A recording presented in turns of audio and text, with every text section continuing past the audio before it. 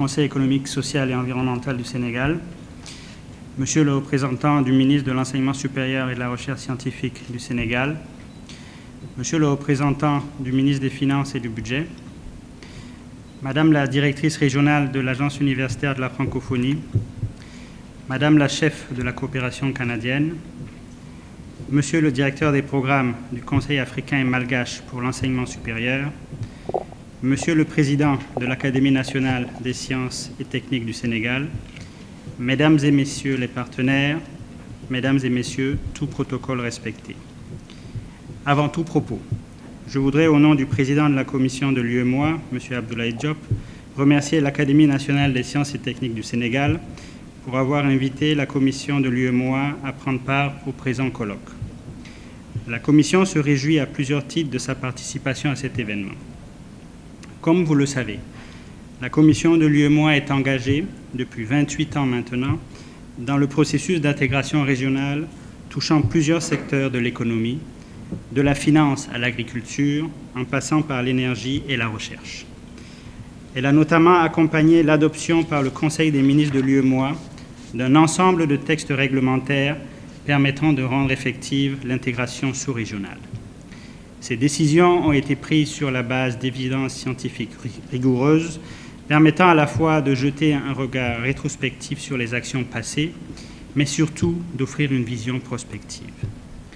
Distingués invités, les réflexions menées en 2009 par la commission de l'UEMOA dans le cadre du panel de haut niveau, constitué de scientifiques et de personnalités reconnues, ont débouché sur l'élaboration d'un plan stratégique 2011-2020 qui a permis d'orienter les actions de l'Union durant une décennie. Les grandes réalisations de l'UEMOA au cours des 10 dernières années en matière d'infrastructure, de gouvernance notamment, trouvent donc leur source dans cette réflexion ayant réuni autour d'une même table des scientifiques et des décideurs politiques.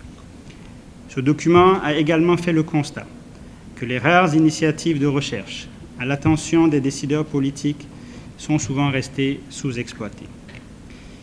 Mesdames et Messieurs, c'est aussi ce constat qui a mené la commission de l'UEMOA à mettre en place en son sein, dès 2013, le Centre de programmation stratégique et de veille, dont l'une des missions était justement de permettre de baser la décision politique sur des données scientifiques probantes. Ce processus a également conduit à la création du réseau des think tanks de l'espace UEMOA à Ouagadougou en mai 2016. Ce réseau, qui réunit une trentaine d'institutions de recherche de l'espace communautaire, a pour principal objectif de favoriser la collaboration, l'échange entre les institutions de recherche de l'espace UEMOA, la production, l'assimilation et la mise en commun de connaissances sur des problématiques communautaires afin d'aider la prise de décision au sein de la commission de l'UEMOA, mais aussi au sein de nos États membres. D'ores et déjà, le réseau a été mobilisé par la commission de l'UEMOA dans le cadre des réflexions stratégiques sur l'avenir de l'espace communautaire. Mesdames et Messieurs, je voudrais, avant de terminer mon propos, renouveler l'engagement de la commission de l'UEMOA à poursuivre son action en faveur de la promotion de la recherche scientifique au profit du développement des États membres de l'Union. Vive la recherche scientifique, vive l'intégration régionale. Je vous remercie.